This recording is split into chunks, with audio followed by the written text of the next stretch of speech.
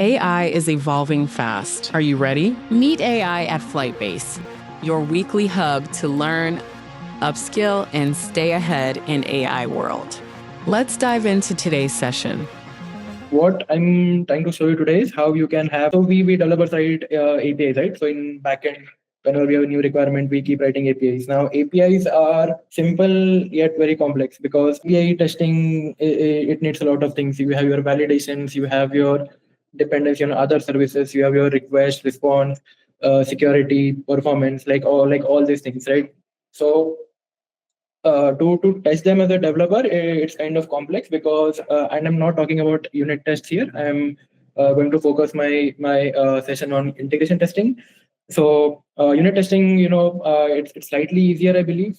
So I was saying integration testing is slightly more complex because you need to like mock your dependencies on other services or your like authentication performance and all these things. So I'll just get into code and maybe explain it. But before actually getting into code, as Nupur showed us few updates, but I would like to show a few from developers' point of view as well. So an interesting thing happened around yesterday where we had reached our cloud code limits, and as you know, without AI, coding these days is slightly difficult. So again, what we did is just tried our hands on these three things: Gemini, Factory, and there's something called as that as well. You can sorry, a GLM. You can try your hands on it. I think the URLs are pretty straightforward. You can just have a look at it. What we noticed is like Gemini was, if I have to put it cleanly, it's not as good. It's not coming in close to Cloud Code. But surprisingly, what we discovered is Factory and GLM. They were quite close to Cloud Code, and Factory in fact has a lot of free tokens. So if you guys are running low on Cloud Code, or if you guys are finding it difficult to get approval for budget for Cloud Code, maybe you can try your hands on Factory AI. So please feel free to go and try out these things and let us know in our community. Trust me, we love Factory and GLM. Like it's pretty close to Cloud Code, as I said. Right. Uh, I hope you guys are following. Now I'll just go into my ID. Let me just get rid of that. Right. So now, typically what happens is, you as developers, what happens is we get new requirements, right? So we get new requirements that, okay, this is something needs to be done. And then we go into brainstorming, we discuss technicalities, we come up with the APIs and all. So I'll try and walk you through a similar situation here. So here I have a raw document. So this is from one of our end users. Now I'll not waste my time and waste your time on reading everything. I'll just explain you in short. Uh, so this is our platform, right? Now here you can see like these three. Okay, here you can see these three like buttons. Those are nothing but they kind of change the lens of the camera. So right now I'm in zoom. I can go into thermal. Simple. It's like you have a camera and then you have all these three lenses. Now, while this is front end and users are pretty like using this, but some of our users don't actually use front end. They just schedule a flight and they just chill, they sleep, and the flight automatically happens and uploads the medias. But what happens is one of our end users, when they were flying the drone at night, what they wanted to do is, because at night you are not able to see anything, they wanted to switch to thermal. So they have some kind of a workflow there where they can easily do it. But again, they wanted an API. Since FlightBase again is a platform, we also provide APIs, but we didn't have this particular API. So Jan Dealer asked us, okay, can you just provide this? And we were like, yeah, sure. So this is exactly what he wants. I have like put it as raw as what he told us. And yes, so this requirement came to me. Now what I have to do? I have to think, okay, now I have this requirement. How do I convert it to an API, right? API, and not just convert it and get it to a level where the AI can automatically test it. But AI again does it needs to test it in a controlled way with all the context and not like hallucinate or do random things, test out random things, mock dependencies. Because I wanted a full-on integration testing, like with real services, real device, real data. So that's what I did. Let me just walk you through. Okay. Now I have a document. I want to convert it to a code, right? This is a simple REST API. So we are writing code in JS. So I just okay. Now this is something the requirement is. Now how do we convert it to a code? So what we do is we have a docs folder. Okay, there you go. We have a docs folder, and this is something like kind of a documentation of for AI to follow. So you can just put a cloud code or whatever AI agent you're using here, and it can just it will know, okay, what are development standards, how do you generate the REST APIs, what are the inputs, outputs, how do you structure them, what are the things you need to consider. So I'll just go through. Okay, I'll just go here. Right. So a controller is nothing like a REST API endpoint, right? So what all it needs to have? Very thin logic, full documentation, logging, validations, whatever I just told you guys. Now these are some basic examples so that it can refer those and put it. Nothing special. It also has a checklist so that whenever it's generating something, it can just go over it and like generate your code.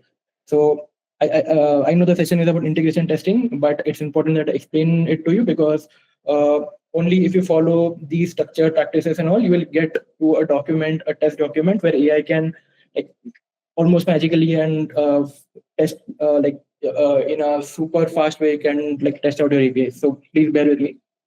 So yeah, again coming back, we have a requirement, we have some brainstorming. So I actually deleted my Claude session there, but there I was like brainstorming of what we can do. And after brainstorming and after after going through all this, the code we came up is like this. If I can show you. Okay, here, right? So after like what we have is from this requirement, which is very raw, and after some brainstorming, we come here. Now, this is a very structured thing. It has, as I mentioned, in the doc, we have the documentation, we have validations, we have logging, we have performance, we have proper structuring of the response. Now, all this, it's of course, it's not coming magically, right? You have to tell AI how do you do it. That's the reason we had the document that I showed you in the first place. So, if I can show you again. Okay, right. So this is how it kind of got the code, which is testable, which is in, sorry, I'm just, yeah.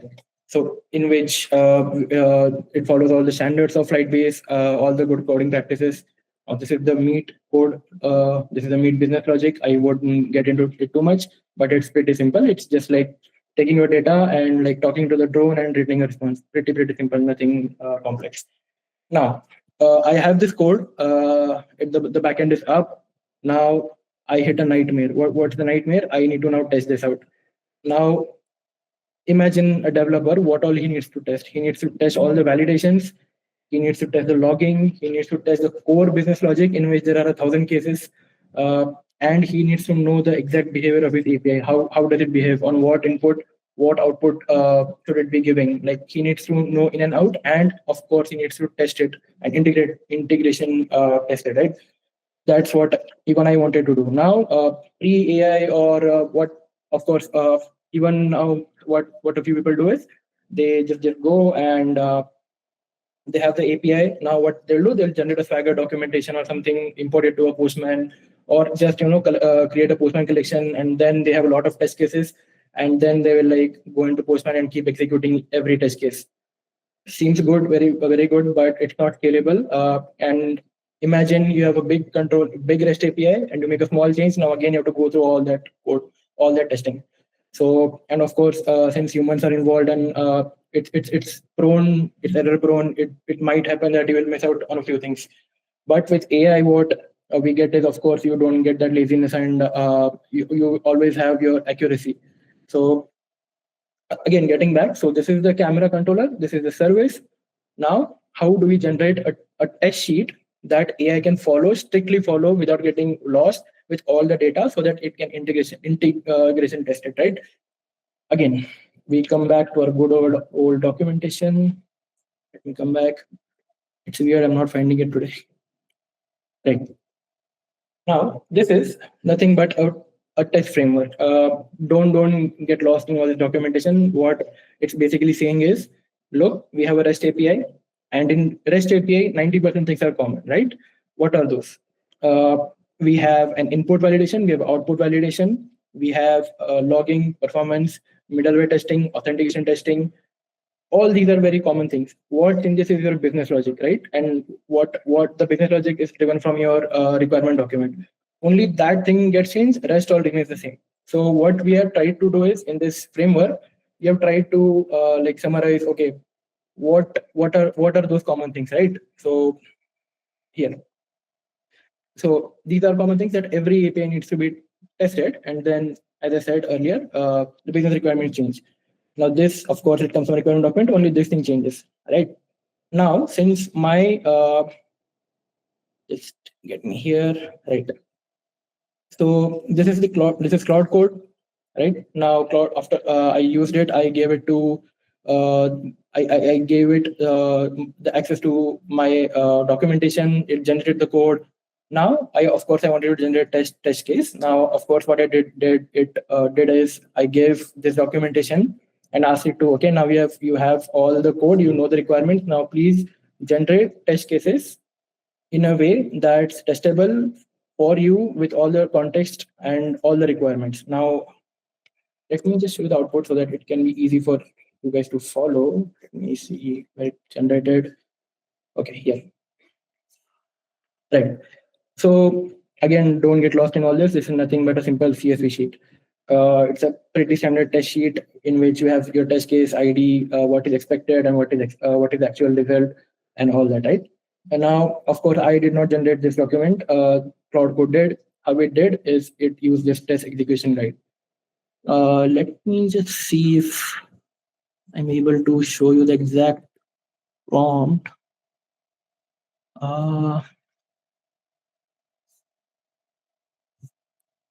Just bear with me. Right.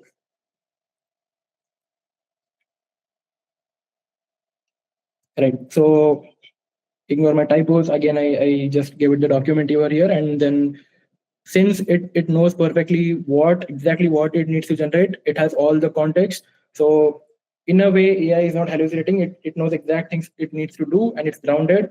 And hence, after this, you reach to this test cases, right?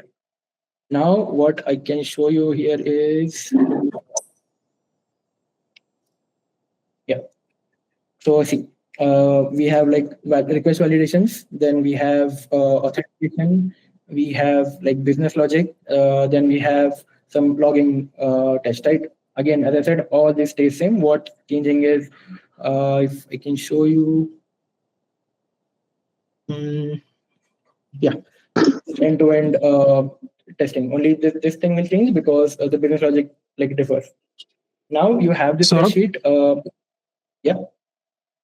Yeah, sort of. How do you want to take the question and answer? So would you rather ask? Would you rather be asked questions in between, or shall we keep it for the last? I think you can ask the questions now. I'll continue after it if you. Sure.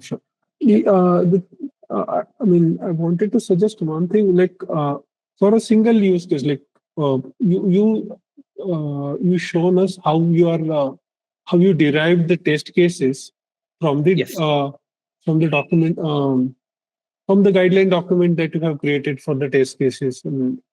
How can you take us through the journey of this creation of any single use case, any single test case of how it went from how it looks in the document, how does it get the authentication and the input parameters, and how does it determine the output parameters, and right. Then so that would, I believe that would help. Right. Okay. Which means I need to get into details of this document. Okay. So just give me some time.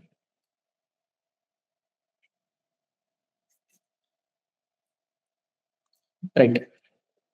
So you want me to explain how did I come with what was the exact input for that test cases, or you want me to get into how do I generate test cases specific to that business logic so I can cater my Yes. Yeah. So how does AI? So you have guidelines. Yeah, I mean guidelines. You understand that you should be guide. You will tell it to create test cases. You will tell it, okay, you use this format or that format, right? You use these URLs. All of these would be there. But yes. for now some you have come up with a new requirement, and that new requirement has few new inputs and outputs, and it is going to and it also should matter. This particular test suite should also have other inputs, outputs, valid inputs, valid outputs, invalid inputs, invalid outputs. How does it generate that? How does it know? And how do we that's something that I would like to understand from this. Yes. Okay, I was coming to it, but okay, I'll explain it first. Now we have the code, we have the test cases. Now you want to validate it against correct and wrong data, right? So if you No, I'm see, asking about how do you generate the input output itself for the right and for test cases. yes, that's what I'm coming to. Okay. Yeah. Yes. Let me get here.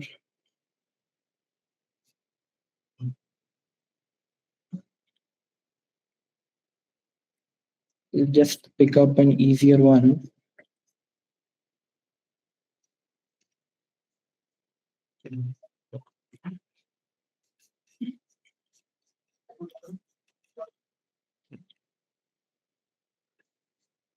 Okay. So to get the inputs and outputs, the test framework document, what it contains is getting the test requirements. Now, when from the requirement you're generating that code, I'm actually missing a critical document here, which is my brainstorming document. But if that would have been here, it would have helped. But consider it as a document where I was just brainstorming with it. Okay, this is what needs to be done. This is what needs to be done, and it already knows the context. Now of course it needs test document, right? Test requirement data.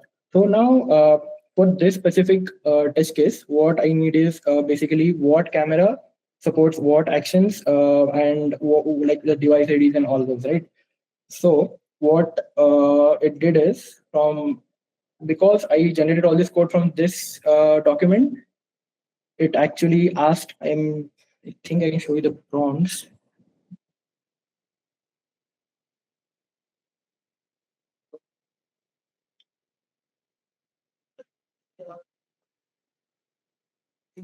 Right. So if you see, okay, I'm sorry.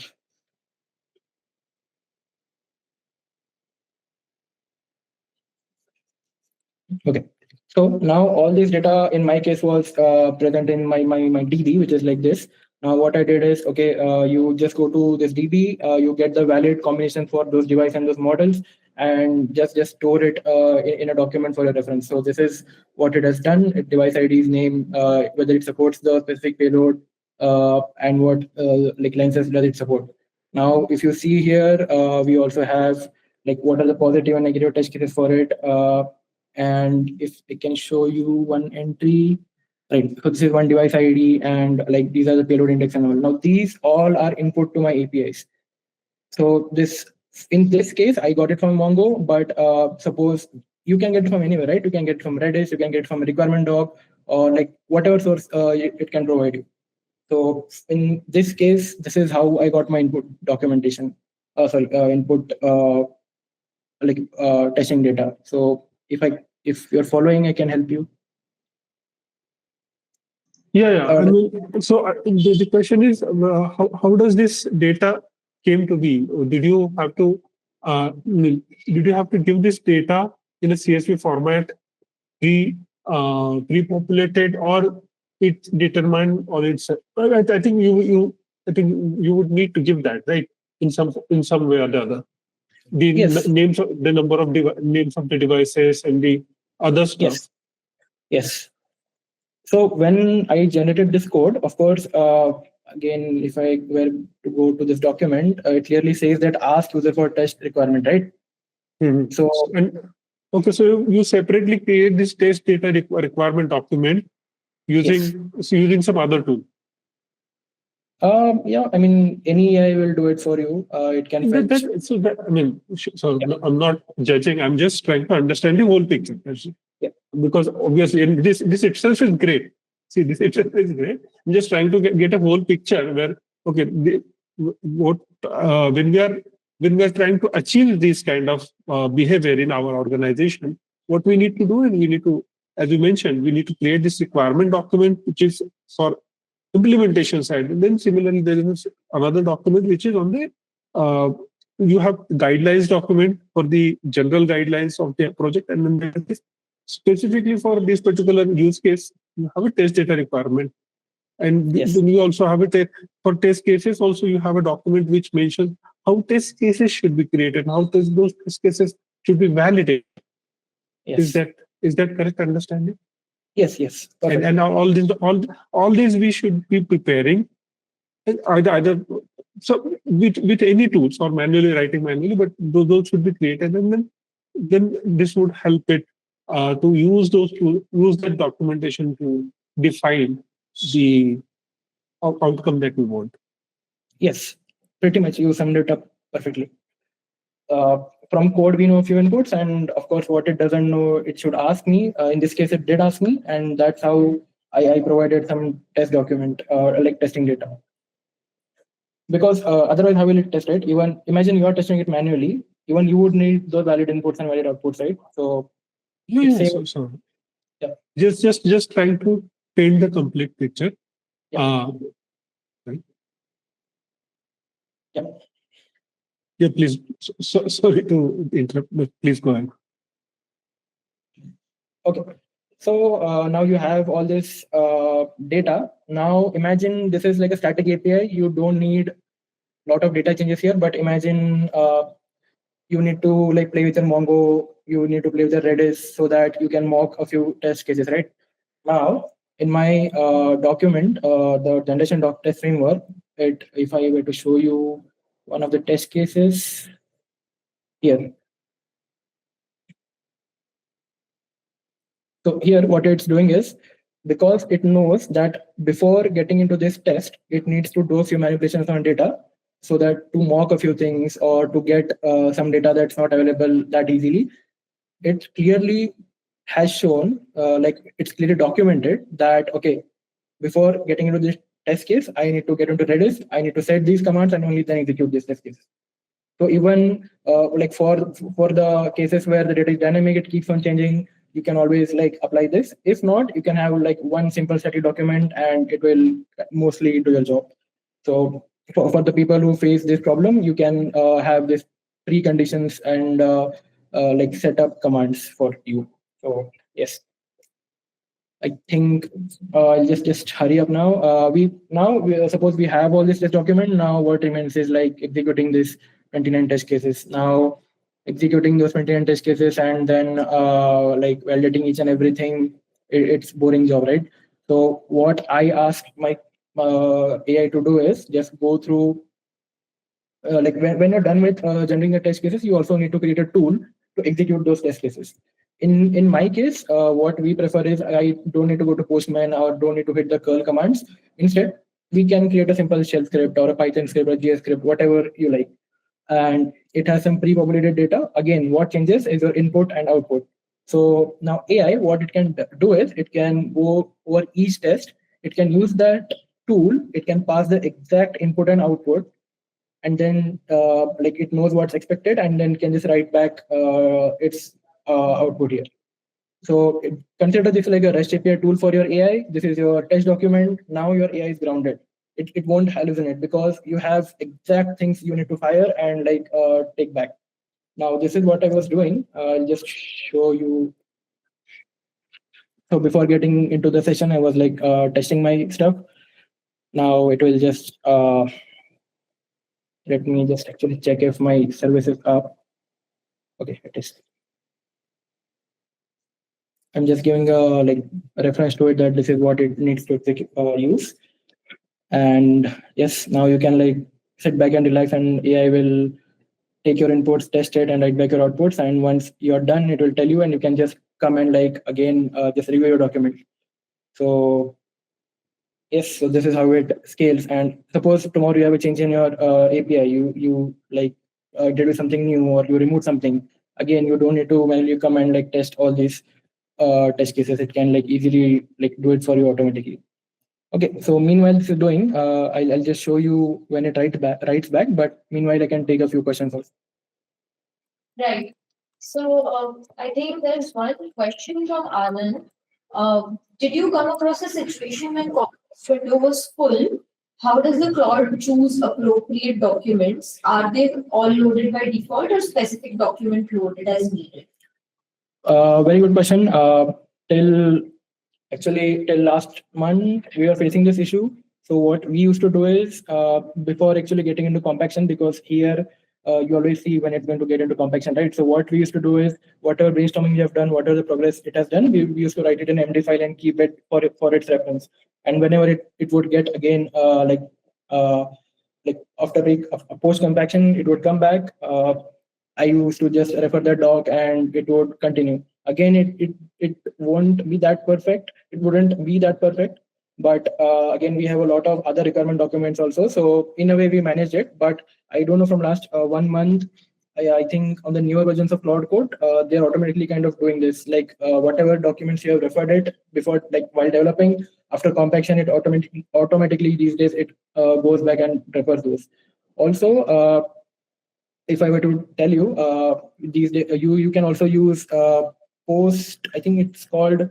So basically, we have hooks in Git, pre-commit, pre-push. We also have hooks in Cloud Code. So of course you can use those. So whenever those hooks fire, you can get your context in a document, and after post hook, it can again refer that back. So that's how we control it. I'm not using the hooks approach because Cloud for me it's doing it automatically, but some of my colleagues do. So yeah, that's. I hope that answers the question. Meanwhile, while I was explaining that, it has kind of right. It has executed these 4 test cases, and it has actually documented also. So I can just come and review it, and then yeah. So pretty much, it does all that automatically without getting hallucinated. Right. So there is another question, Saurabh. Could you shed some light on how cost effective this approach is as you are using an LLM to do the testing? It's not. I would put it in a way, it's saving a lot of my time and manual effort. I don't need to invest my time in generating code and then testing it, because if you are getting 90% of where you want to be and spending more time on brainstorming the arc and all that thing, the time that gets saved in good quality code generation, code that's following all my standards, and then getting it to a format or getting it to a way that I can easily run my test cases on. So that ROI for me is much bigger than whatever cost I might be paying, because when this code goes into review, actually it's code in production, but if this code goes into review, I know if any comments I'll get or any changes I need to do, though it has to be very non-obvious. It wouldn't be about logging, it wouldn't be about ETL validations and all that, so that even your reviewers, they are focusing on your meat business logic. So the real ROI comes in there. And also, of course, the testing. I don't think I've ever tested all these cases manually with Postman or any tool. So even you're you're more sure about your inputs, outputs, and API behavior. So yeah, the ROI is, I think, higher for me. Great, thanks, Saurabh. So there's another question from Anand again. Is there a human in the loop? How do you solve the classic problem of, if you write a code to test a code, who will write a code that tests the code? If you get the loop. Right. So see, it's the cycle, right? So it's not as if you will generate good quality code magically. All this AI is a very powerful tool, but without context, without all the what I can say, without all the control, it's pretty much useless. That's where the good old documentation is the king. The more accurate, crisp documentation you have, the more good quality, controlled quality code you're getting, and you're testing that code. And of course, you need to have your review agents also. So at FlytBase, we use a few of them. Again, a lot of these PRU tools that's available in the market, they do like basic like testing of your code, like basic review of your code. But again, a lot of tools which I used, they don't have context about my feature. They don't have context about my entire repo. So that's where it used to get lost. But I think my colleague has like found a few tools these days that's doing the job. So yeah, I mean, that question for me is still unanswered. But if the documentation is good, if you're generating good quality code and predictable code, then I think that the who should test the code, the main question should not occur that time, like very frequently. I don't have a very good answer to this. I think it makes a lot of sense as well, like not just in code, in a lot of things, if you have good documentation, if you have all the context files stored properly with proper review already, then the output in general is always going to be reliable enough. Yes, of course. Okay, so we're going to take this last question. Did you try using, I'm sorry, I don't know how to pronounce this, LLAM index for storing these documents or fetching them on demand? Which one is it? It's this last second one. LAM index. No, I really haven't, but I'll put this in my to-do. I'll use that and get back. Thanks, Anand, for the recommendation. I think I can take this question. Yeah, we can take this one.